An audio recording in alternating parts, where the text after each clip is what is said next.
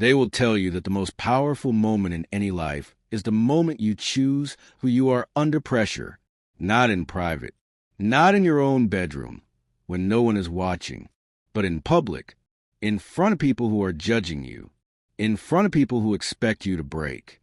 Her name was Tiniola Adebayo Daniels, and she had been breaking quietly for years. The cathedral was full in that particular way only Nigerian elite funerals are full, not with grief, but with calculation.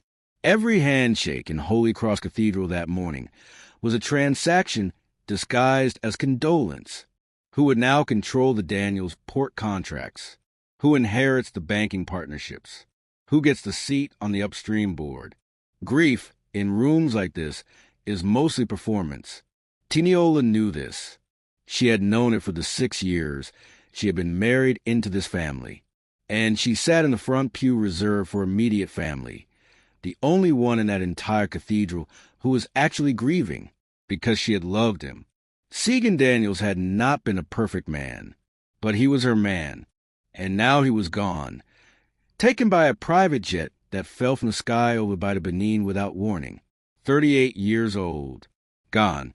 She wore no jeweler that day, no statement head wrap, just a simple black wrapper and a white blouse, because that is what grief looks like when it is not performing.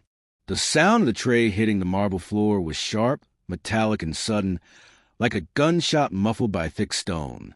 It came from the far end of the nave, near the entrance where the cathedral staff had arranged refreshments for after the service. An old man stood there, trembling hands, simple uniform, probably in his 70s, bent slightly at the spine, the way decades of physical labor bends a person. The tray had slipped from his grip, cups and plates scattered across the polished floor, and no one moved, not the governors, not the board members in their bata and bespoke suits, not the security detail, not the protocol officers who were paid specifically to manage dignity in spaces like this. No one moved, because helping a janitor in front of Nigeria's elite is not something you do if you understand status. Tiniola understood status. She also understood that a person was trembling and embarrassed, and nobody was helping him. She stood from the front pew, walked quietly, deliberately, every step echoing under the vaulted ceiling, knelt beside him, and began to help him gather the broken pieces from the floor. She could feel the stares. She did not look up. The old man looked at her, not with gratitude, exactly. Something more complicated than gratitude, something more searching. She did not notice. She was just picking up pieces.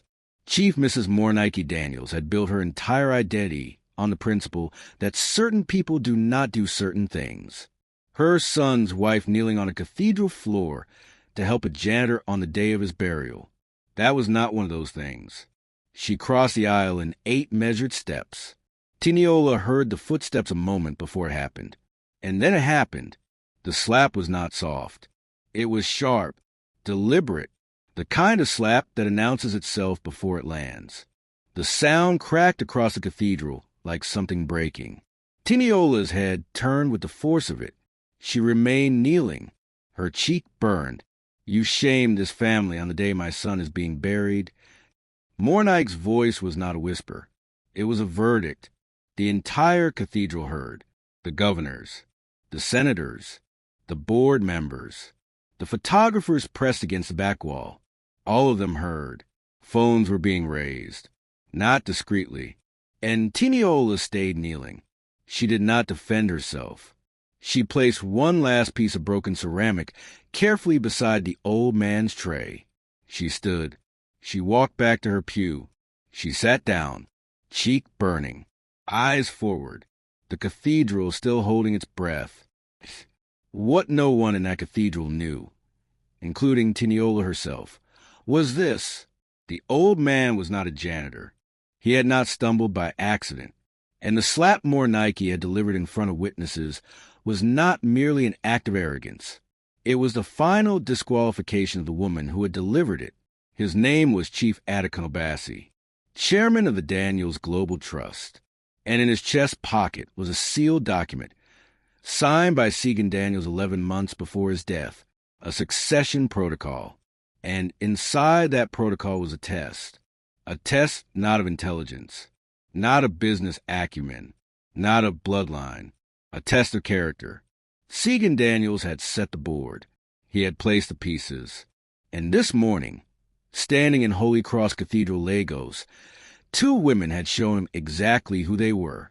Comment below, justice or mercy, because this story will force you to choose.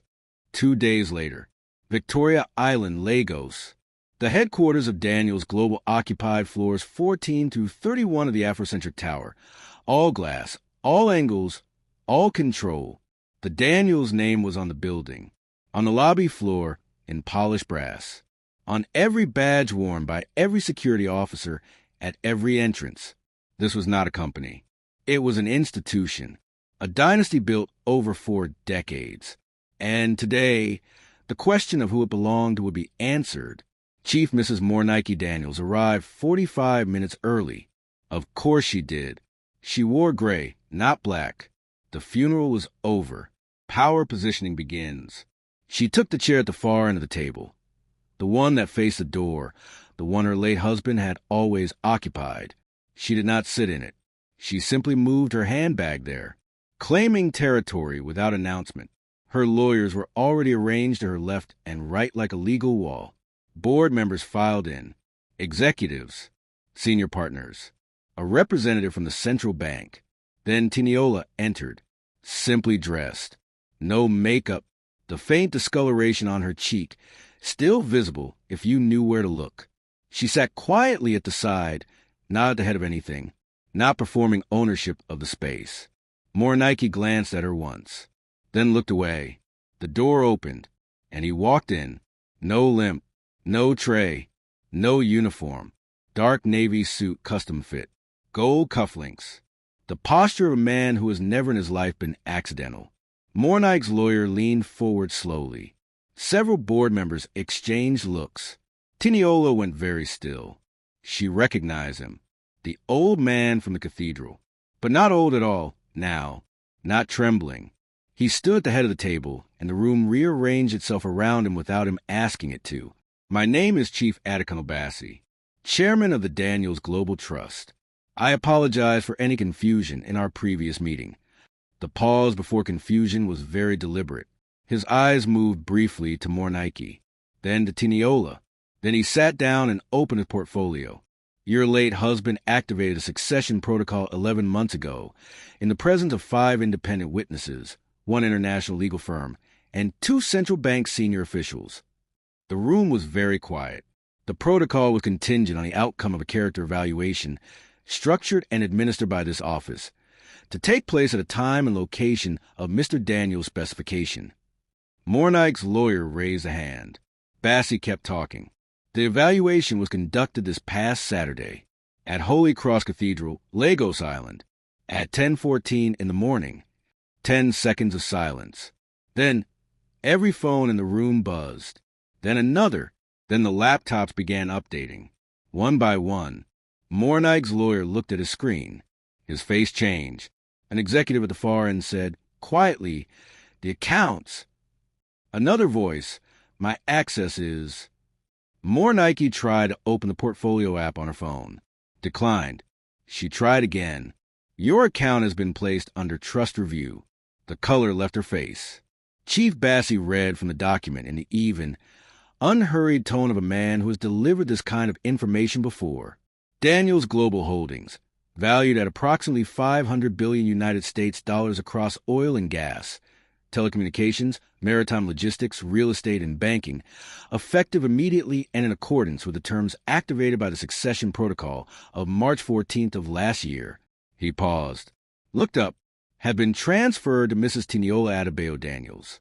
Full controlling stake, immediate effect. Not a share, not a partial interest. Full controlling stake. Mornike stood up slowly. Her chair scraped back across the marble floor. The sound was obscene in that quiet room. This is not legal. This will not stand. Segan would never. Mrs. Daniels.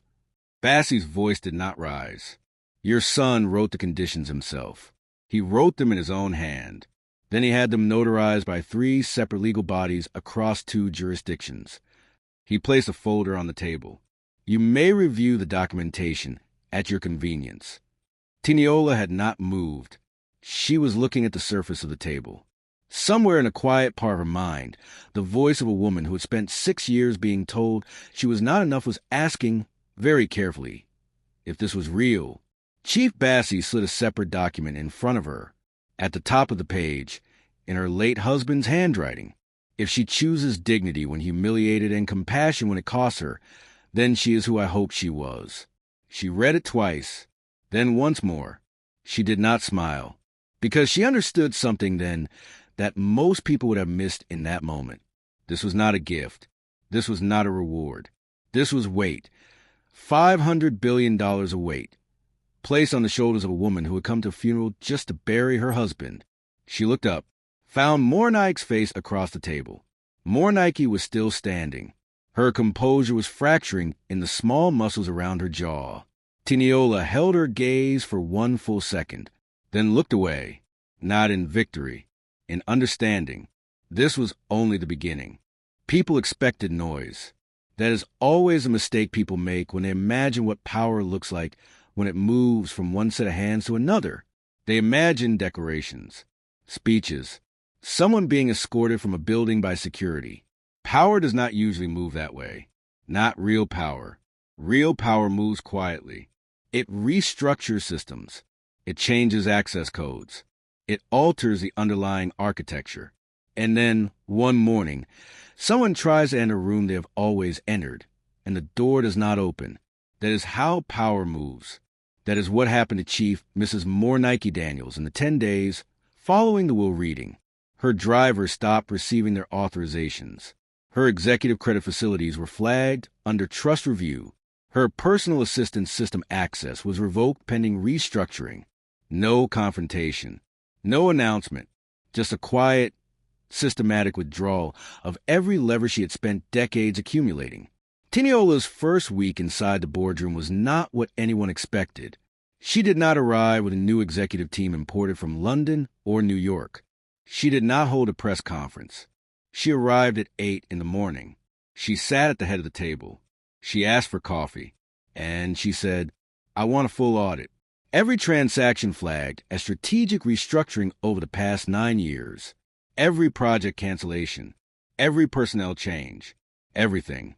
The chief financial officer, a careful, experienced man named Emeka Okonkwo, said gently, "That is a very broad scope, madam. It may take. Then it takes as long as it takes." She was not rude. She was not aggressive. She was unmovable. What the audit revealed, over 11 days of careful examination, was not surprising to people who had been paying attention. Over 9 years, under the classification of strategic restructuring, funds had been steadily rerouted. 1,200 employees had lost their positions in 3 rounds of what were called efficiency optimizations. 3 rural infrastructure projects, a water treatment facility in Edo State, a health clinic network in Cross River, and a road linking 3 market towns in Imo State, had been abandoned mid-construction. The communities had been given no explanation. The contractors had simply stopped receiving payment. For healthcare partnerships with international development organizations had been dissolved. All of it legal. All of it documented. All of it approved at the highest levels of the board. Tiniola read every page. She did not speak for a long time. Then she looked at Emeka. "Who approved the employee terminations?" Pause. "The Executive Restructuring Committee." "Who chaired the Executive Restructuring Committee?" Emeka's expression answered before his mouth did. "I want a reinstatement program," she said. "Start with the 1,200. Cross-reference current employment. Anyone who lost a position from Daniels and has not found stable work. I want them offered reinstatement, or severance at a rate that reflects what they were owed." The room was quiet. A legal advisor said carefully, "Madam, that will be extraordinarily expensive." Then it will be expensive. The 3 rural projects would resume within 90 days. New contractors, accelerated timelines, full community briefings. The healthcare partnerships would be renegotiated. Whatever the relationships were before they were dissolved, Restore them. If the partners want better terms, give them better terms. She closed the audit folder. Legal doesn't mean right. We fix what was done wrong. More Nike called on a Thursday evening. She had not called in 18 days. The phone rang 4 times. Tiniola answered on the 5th. Tiniola. A pause. I know what you're doing. Tell me. You're dismantling everything I built, piece by piece, quietly, so no one even realizes it's revenge. Tiniola let the silence breathe for a moment. I haven't dismantled anything of yours. I've been correcting the company. You call it correction. Everyone else calls it what it is. What is it? Humiliation. Tiniola looked out the window at the Lego skyline. Humiliation is what happened to me at Holy Cross Cathedral in front of 500 people. She said, correction is what happens when a company harms 1,200 families and someone finally addresses it. Don't be naive. You're punishing me. I'm making 1,200 families whole. If that feels like punishment to you, then maybe consider what that says about you. Silence. I built that company for 40 years. More Nike finally said, and for the first time, just a fraction, her voice cracked. I know you did. Tiniola said, not cruelly, honestly, and I'm going to make it what it should have been. The line went quiet. Then more Nike disconnected. Tiniola sat with a silence for a long time. Correction, she had said. She was not sure anymore where correction ended and something else began. She had been avoiding his study, not consciously, not with intention. But 22 days after the will reading, she had not once opened the door to the room at the far end of the East Wing where Segan Daniels had done his private thinking. His public thinking happened in boardrooms and at conference tables and on the phone during car rides. His private thinking happened in there, behind the mahogany door that none of the household staff had been instructed to open. She opened it on a Tuesday evening, when the weight of the past 3 weeks had settled into something she could no longer carry upright. The study smelled like him. Books, cedar, a faint trace of the cologne he had worn on Sundays, the expensive one she used to tease him about. She sat in his chair, and she stayed there for several minutes without moving. She did not plan to search, but her hands moved to the desk the way hands move when a body knows something the mind is not ready to accept. The bottom left drawer had a small brass lock. She sat back, then remembered his keychain, the one she had been carrying since the crash because she could not put it down. The third key fit.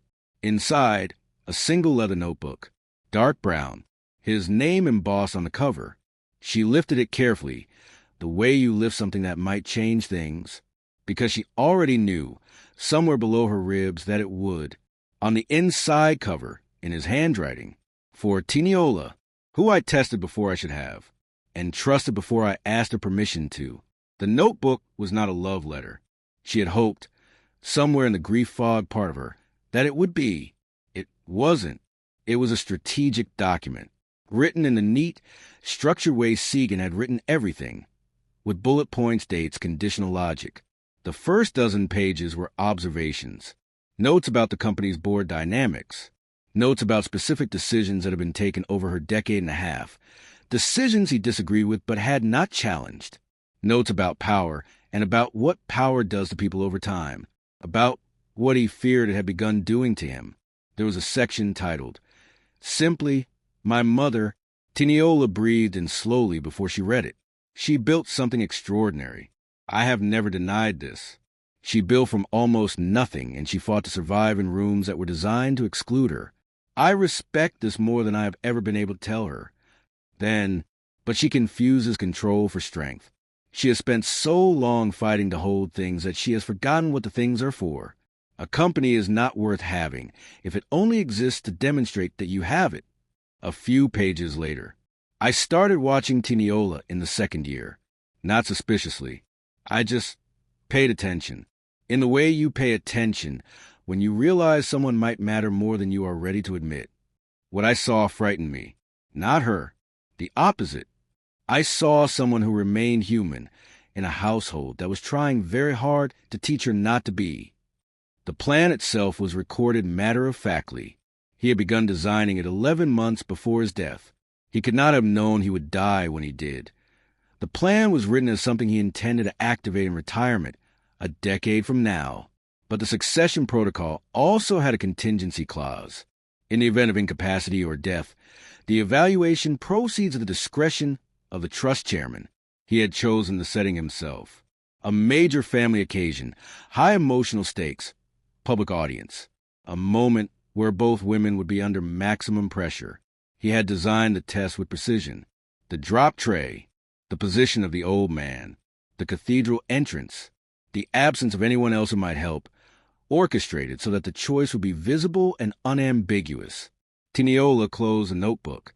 Her hands were not shaking. She noticed this. She made herself notice it. She thought about what it means to be studied by someone who loves you without telling you they're doing it, about whether that is intimacy or invasion, about whether there is sometimes a difference. She had not cried at the funeral. She had not cried at the will reading. She had not cried through the boardroom meetings or the audit findings or the phone call with more Nike. She cried now, in Segan's chair, in Segan's study, holding Segan's notebook, not for the empire, not for the injustice, not for herself. She cried because she had loved him, simply and completely, and he had loved her back, but in the complicated way that people who are afraid of what they carry sometimes love, which is to say, carefully, strategically from a slight distance. He had hoped she was who he thought she was, and she had been, and he was not here to know in the ordinary way, the way a husband knows a wife, through breakfast and argument and years accumulated quietly in the same space. He had to know it through a test, because he could not risk being wrong, because, she finally understood, he had been afraid that the weight of what he carried would break her if she was not who he hoped, and he had also been afraid, in the way that powerful men are sometimes afraid, that she might break him. He had not told her any of this, and now he never could. The last entry in the notebook was dated 3 weeks before the crash. Just one paragraph. Power reveals you. It doesn't ask permission first, and it doesn't care what you intended. It shows everyone, including yourself, what was already there. The only question worth asking is, what do you want to be when it finishes revealing you?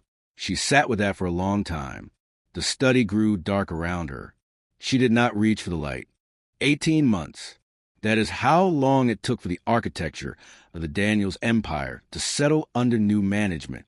Not dramatically, not with announcements, with quarterly targets, recalibrated board structures, renegotiated contracts, and the painstaking work of rebuilding trust with the 1,200 people whose lives had been rerouted by a decade of strategic efficiency. The rural projects were completed. The water treatment facility in Edo, the clinic network in Cross River, the market road in Imo. No press events, no naming ceremonies, just function, just completion. The financial papers called Tiniola measured. Unemotional, efficient. She had learned to find this funny, because measure was the word people used when they expected eruption and did not get it, because what looked like lack of emotion was, in fact, the discipline of someone who had a great deal of emotion and had learned, at great cost, to carry it correctly. More Nike Daniels was not ruined. This needs to be said clearly, because the story might suggest otherwise. She retained her personal assets, her home in Ikoyi, her properties in Abuja and Port Harcourt, her personal investments. She was not dragged from any room. She was not publicly diminished. She still attended charity galas.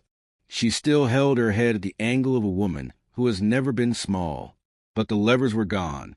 The ability to make decisions that affected thousands of people quietly, without accountability, under cover of board approval and strategic language. That was gone. And for a woman who had defined herself entirely through the accumulation and exercise of that kind of power, the absence was its own form of reckoning. She never said this out loud, but you could see in the way she moved through rooms now, still elegant, still composed, but no longer occupying them. They crossed paths for the first time at a development summit in Abuja, 14 months after the will reading. A large ballroom at the Transcorp Hilton. NGO delegates, ministers, ambassadors. More Nike was at a table near the window. Tiniola was being ushered toward the head table. Their eyes met across 40 feet of event carpet. Neither woman moved toward the other. Then more Nike rose slowly from her table and crossed the room. Tiniola waited. They stood 3 feet apart. The noise of the room continued around them like a current. You built something impressive. More Nike said. A pause. But it doesn't love you back. Tiniola held her gaze. Did it ever love you? The question was not cruel. It was the only honest question available. Mornight's expression moved through something, grief, maybe, or just recognition. She turned and walked back to her table. She did not answer. Maybe because there was no answer. Maybe because the answer was obvious. The empire had stabilized. The numbers were good. The board was functional. The audit was clean. The 1,200 were mostly accounted for. The rural projects were complete. By every metric she had set, she was succeeding. And she sat in her office on a Thursday evening, 31 floors above Lagos, and understood something that no quarterly report could measure. She was lonely in the specific way that power makes you lonely, not for company. The building was full of people, lonely in a way of carrying something enormous that no one else can fully see or touch or share. She thought about Segan, about the test he had designed, the clarity of his logic, the love embedded in his methodology, which was real love. She believed that now, but love filtered through the habits of a man who managed risk for a living. She thought about what it would have been like if he had simply told her, sat across from her at dinner one evening and said, I am afraid that what I carry will become who I am. I need you to help me stay human. Can you do that? She would have said yes. She would have been so glad to have been asked. On the 1-year anniversary of Segan's funeral, Tiniola drove herself to Holy Cross Cathedral on Lagos Island. No driver, no security, one vehicle. She arrived early, before the morning service, when the building was still being prepared. She sat in the front pew, the same one. She looked at the floor near the entrance. The marble was spotless. She tried to remember what it felt like to stand up from this pew, without agenda, to walk toward an old man with a drop tray and simply kneel and help him. The simplicity of it, the complete absence of calculation. She could not recover feeling exactly, because she was not that person anymore, not in the same uncomplicated way. She was someone who ran a $500 billion company, who corrected empires, who made decisions that moved through thousands of lives. The woman who had knelt on this floor to help a stranger had been replaced, not with something worse, she hoped, but with something that could not be innocent again. Power had done what Segan said it would. It had revealed her. She was still deciding what she thought of what it had revealed. 3 months later, she established a fund, privately, through a legal structure entirely separate from Daniels Global. No company logo, no press release, no naming rights. A compensation account for workers who had suffered quantifiable harm, lost health care, lost wages, disrupted education for children during the 9 years of strategic restructuring. Not a PR initiative, not a CSR program, just reparation. Quiet and direct. Her legal team had asked, should we announce this? The optics would be, no announcement. But madam, the reputational benefit. I said no announcement. She wanted to know if she could do the right thing without anyone knowing. She wanted to know if she was who Segan had thought she was, before the cameras arrived, before the headlines formed, before the empire was watching. She wanted, just once, to be unrewarded for doing something good, to feel what that felt like. She found that it felt different than she expected, not lighter, more grounded, like standing on solid floor instead of glass. The empire endured. The question endured with it, because that is the thing about moral weight. It does not resolve. It does not deliver a clean verdict and then release you. It stays. It asks again and again in different rooms, in different circumstances, with different stakes. Tiniola had been slapped in public for choosing compassion. She had inherited an empire for the same reason. She had corrected what had been broken. She had reckoned with what could not be fixed.